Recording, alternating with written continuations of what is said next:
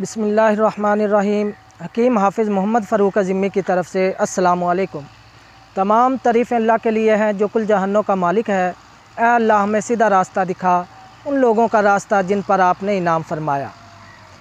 आज की वीडियो मर्दाना अमराज से मुतल्लक़ है।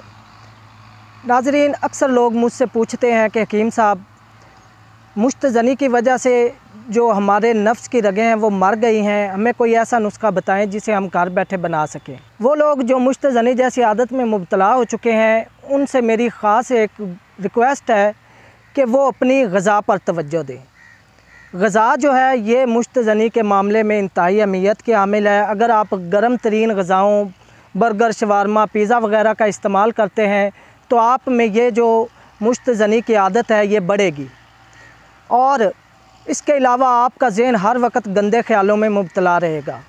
सबसे पहले आप अपनी ग़िज़ा पर तवज्जो दें।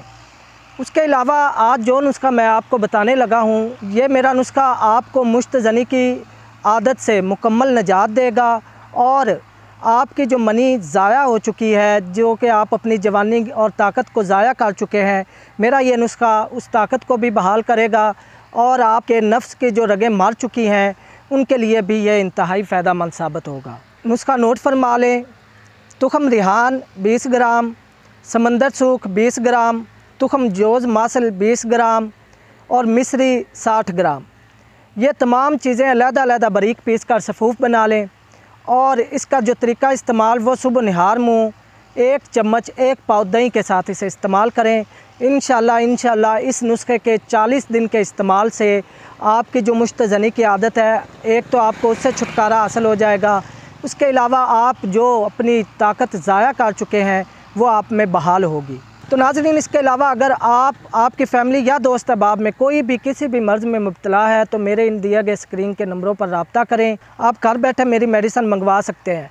आप किसी भी जगह पर हैं, पाकिस्तान में या पाकिस्तान से बाहर, मेरी मेडिसिन मुकम्मल राजदारी के साथ भिजवाई जा रही है। तो नाज़रीन, अगर आपको मेरी वीडियो पसंद आई तो मेरे चैनल हकीम हाफिज़ फ़ारूक सब्सक्राइब कर लें, और साथ ही बेल आइकन प्रेस कर दें ताकि मेरी आने वाली हर नई वीडियो व आसान नुस्खा जात आप तक पहुँचते रहें। इसके साथ ही मुझे इजाज़त दें। अल्लाह ताला आपका और मेरा हामी नासिर हो। अल्लाह हाफ़िज़।